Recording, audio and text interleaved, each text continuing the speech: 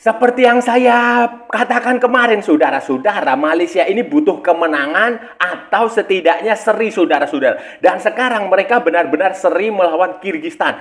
Meskipun mendapatkan hasil seri, saudara-saudara, peluang Malaysia untuk lolos ke putaran ketiga itu masih terbuka lebar, saudara-saudara. Masih terbuka lebar. Kenapa demikian, saudara-saudara?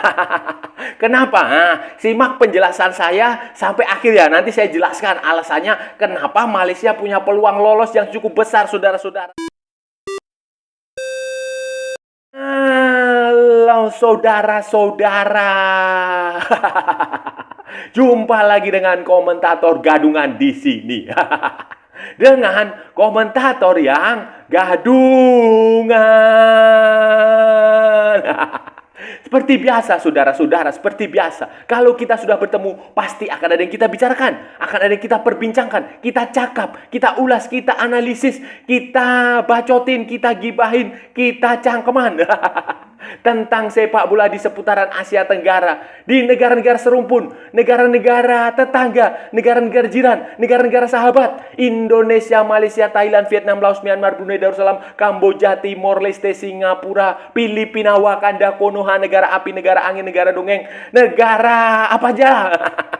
Dan sekitarnya. Semua akan kita bicarakan secara fair, secara jujur, secara adil, tanpa muatan politik, tanpa kebencian, maupun tanpa provokasi. Hanya berdasarkan fakta dan bukan klaim semata, saudara-saudara. Baik yang sudah lama maupun yang terkini.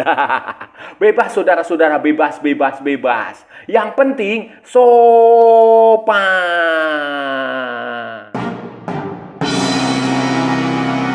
Begini, saudara-saudara, jadi begini, seperti yang sudah kita bahas di edisi sebelumnya.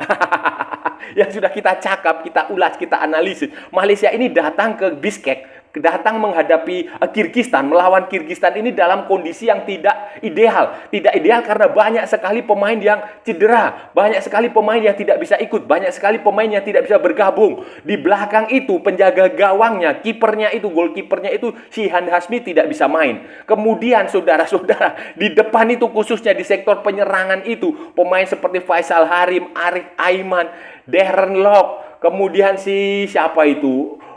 Banyak sekali yang tidak ikut, saudara, tidak bisa bergabung, tidak bisa bermain, sehingga Malaysia memang statusnya adalah tidak terlalu diunggulkan, dan banyak sekali yang tidak terlalu yakin dengan peluang Malaysia untuk menghadapi Kyrgyzstan, saudara. Tetapi seperti yang saya bilang juga, sepak bola itu kadang butuh kejutan, muncul kejutan, ada keajaiban di situ. Sepak bola itu bukan matematika, bukan sains, bukan ilmu pasti yang bisa diramalkan hasilnya. Dan ternyata, saudara-saudara, di tengah keterbatasan itu, di tengah segala keterbatasan kekurangan skuad, pemain yang cedera, pemain yang tidak bisa bergabung, Malaysia itu ternyata mampu menghasilkan menghasilkan hasil yang lumayan lah. Menurut saya lumayan, saudara-saudara, lumayan.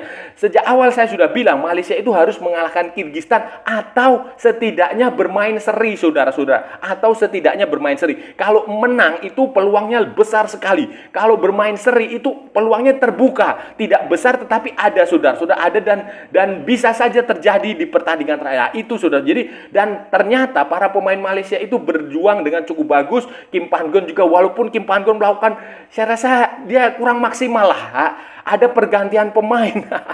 Ada pergantian pemain yang seharusnya bisa dilakukan lebih cepat. Itu. Tetapi ya sudah, itu sudah terjadi dan Malaysia mampu menahan imbang Kyrgyzstan. Setelah Aliyev, pemain Kyrgyzstan mencetak gol lebih dahulu, kemudian Malaysia merespon lewat, kalau nggak salah, bunuh diri atau ya own goalnya Abdurrahmanov kalau nggak salah itu, dan hasilnya 1-1, dan itu cukup menguntungkan Malaysia secara peluang untuk lolos ke babak ketiga, ke putaran ketiga, saudara. Kalau diperhatikan jalannya pertandingan, saudara-saudara, Malaysia itu bermain cukup defensif.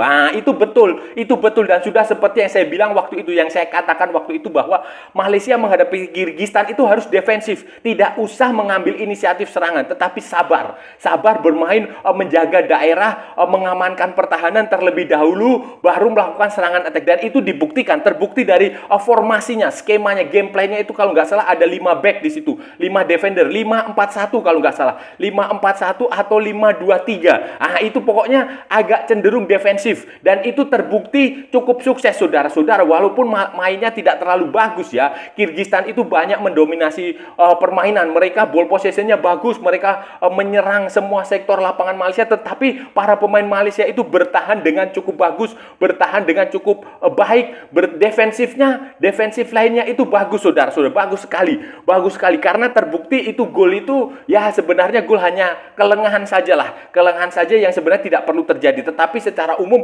defensif lainnya Malaysia itu bagus. Selain itu saudara-saudara, sebenarnya ini ya menurut penilaian saya, Malaysia itu bisa mencetak kalau Kim Pan Gon lebih cermat, lebih jeli dalam melakukan pergantian pemain,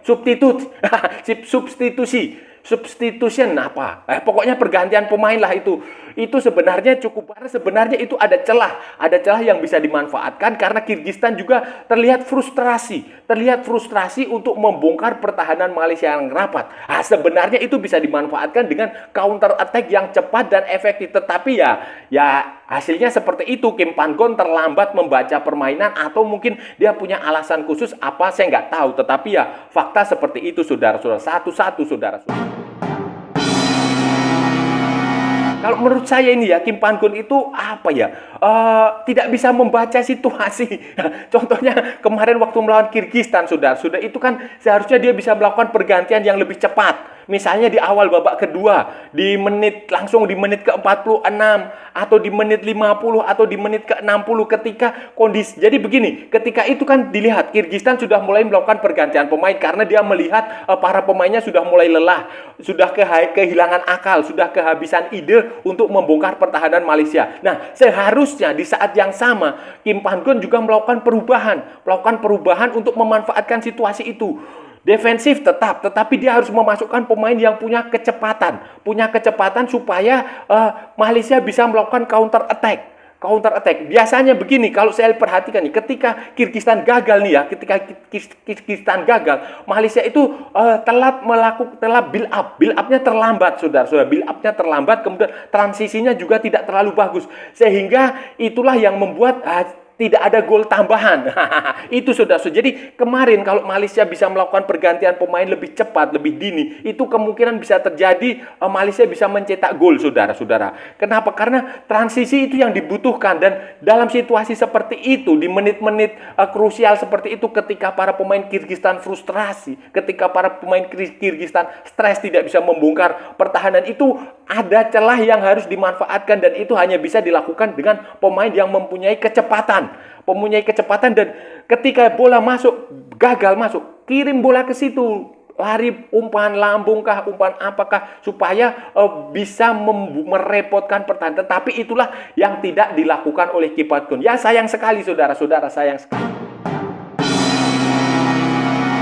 Hasil seri saudara-saudara 1-1 ini, saudara-saudara, peluang Malaysia untuk mencapai putaran ketiga itu masih ada, saudara-saudara, terbuka ya, walaupun mungkin tidak terlalu lebar. Kalau kemarin menang itu terbukanya lebar sekali, saudara-saudara, tetapi karena ini seri, peluangnya ada, terbuka, tetapi ya mungkin 70% lah. Kalau kemarin dia bisa menang, itu peluangnya sekitar 99%. Tetapi karena ini seri, ya mungkin peluangnya sekitar 70, 75, 80%. Itu peluangnya seperti itu. Kenapa? Saudara-saudara? Kenapa? Jadi begini, pada pertandingan lain, Oman itu mengalahkan Cina Taipei 3-0.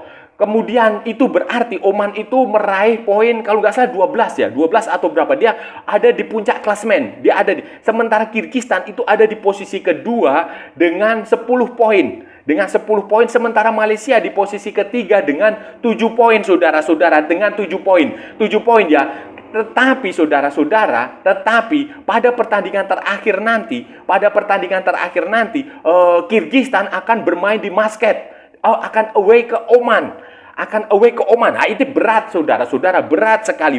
Sementara Malaysia menghadapi lawan yang lebih ringan, Cina Taipei, Taiwan, dan akan bermain di Stadium Nasional Bukit Jalil. Tanggal 11 Juni 2024, saudara-saudara. Artinya apa, saudara-saudara? Artinya walaupun pada Piala Asia Oman dan Kirgistan bermain imbang 1-1, tetapi kondisinya akan berbeda. Oman akan bermain di home dan mereka pasti akan berusaha untuk mengalahkan Kyrgyzstan untuk membalaskan kegagalan di Piala Asia.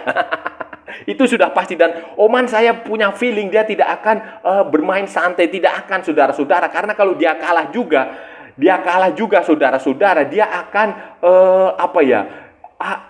tidak akan menjadi juara grup, akan menjadi runner up. Walaupun Kyrgyzstan hanya butuh skor imbang, Oman juga hanya butuh skor imbang, tetapi saya yakin Oman akan berusaha untuk mengalahkan Kyrgyzstan. Jika Kyrgyzstan kalah, saudara-saudara, dan Malaysia berhasil mengalahkan Cina Taipei, mengalahkan Taiwan, maka Malaysia dan Kyrgyzstan akan punya poin yang sama. Dan ketika ada dua tim yang punya poin yang sama, maka yang akan dihitung adalah catatan head to head-nya. Dan kalau kita bicara head to head, Malaysia itu unggul head to head dari Kyrgyzstan, saudara-saudara. Ingat, pada pertandingan pertama di Stadium Nasional Bukit Jalil, Malaysia berhasil mengalahkan Kyrgyzstan.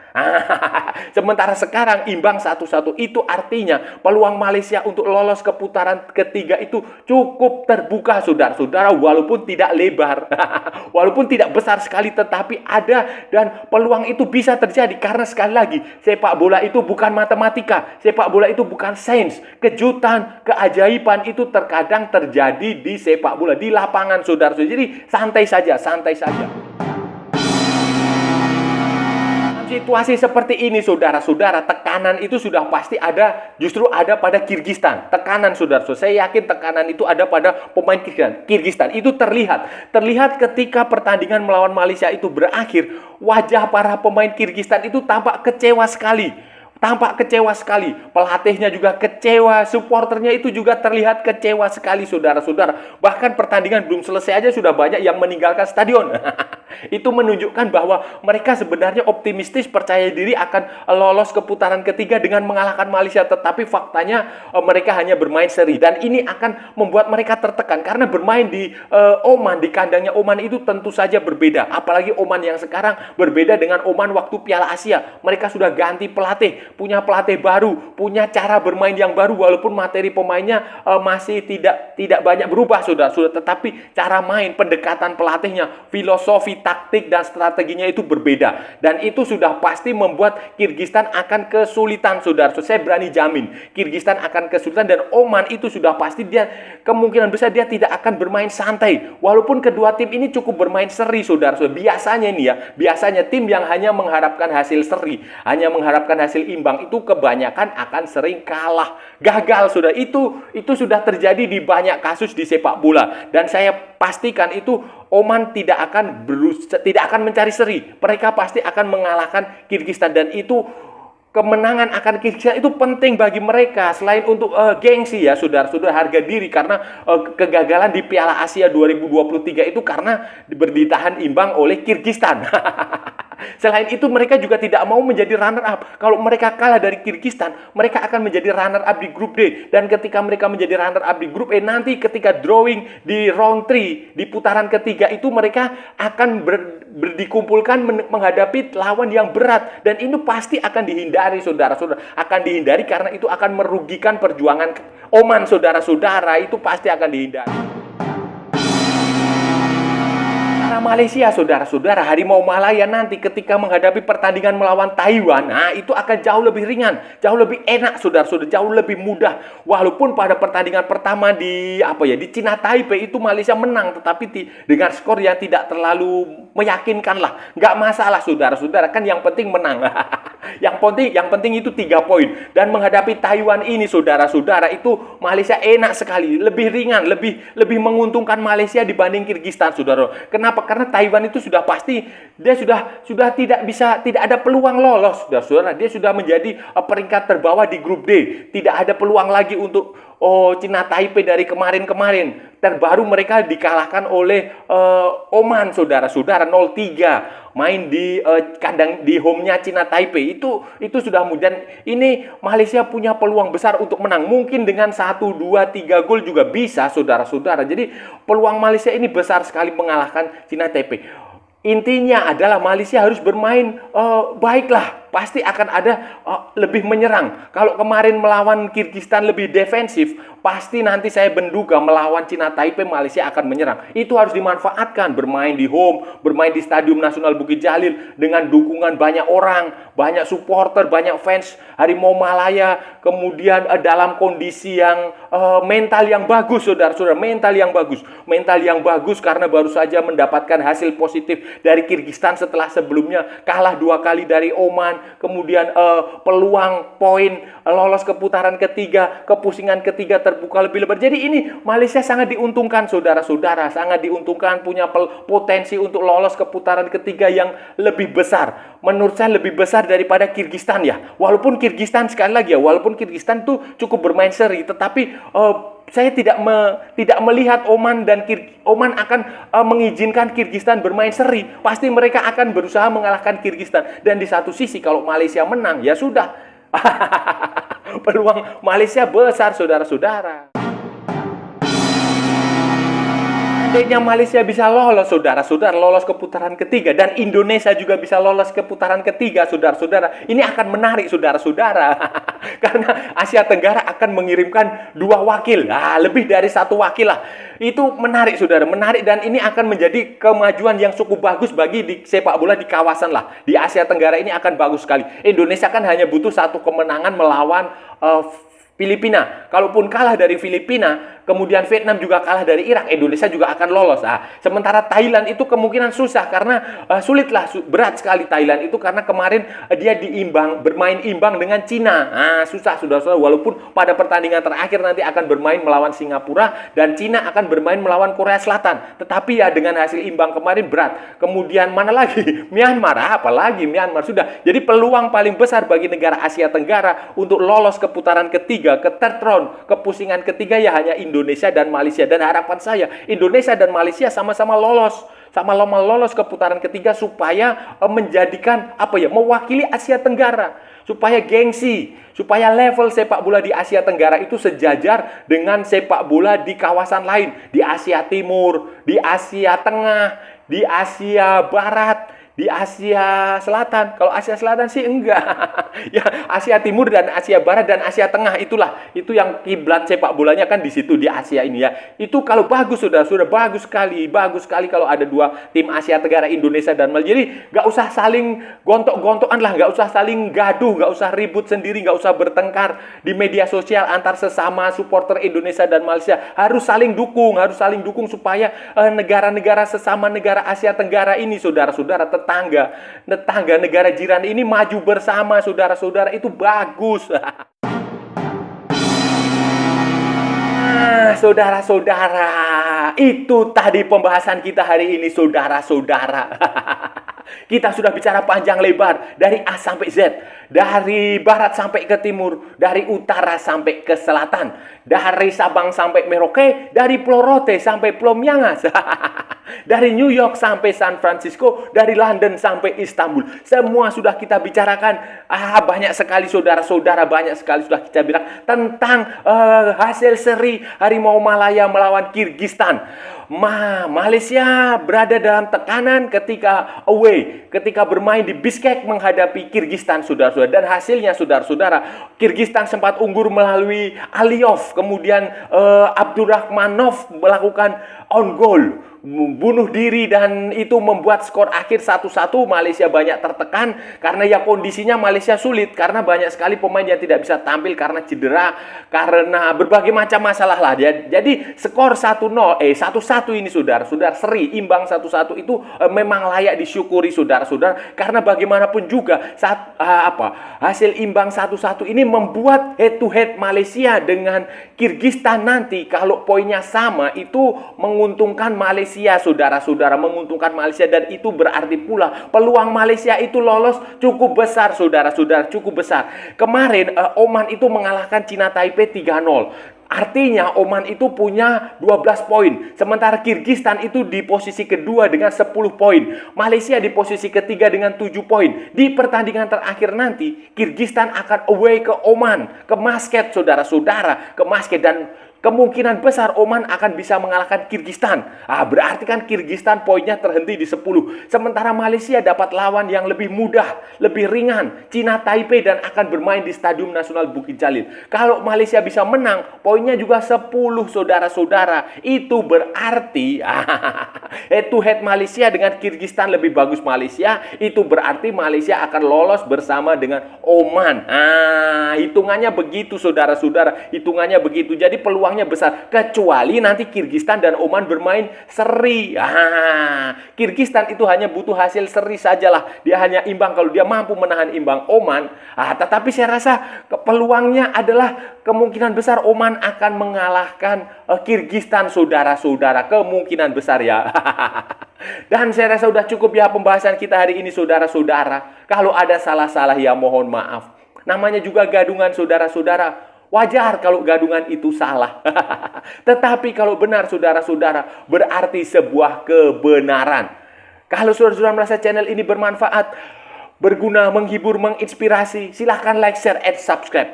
Tapi kalau tidak, saudara-saudara, abaikan saja. Skip, jangan nyampah. Tetapi jangan juga di-report. Kasihan saya, saudara-saudara. Ikuti juga akun media sosial Komentator Gadungan, ada di Instagram, ada di Facebook, ada di TikTok yang bukan TikTok Shop, saudara-saudara. Oke, saudara-saudara, sampai bertemu lagi di edisi-edisi berikutnya dengan tema-tema yang jauh lebih tidak berguna, dengan tema-tema yang jauh lebih tidak bermanfaat, dengan tema-tema yang jauh lebih membagongkan. Salam olahraga dan merdeka.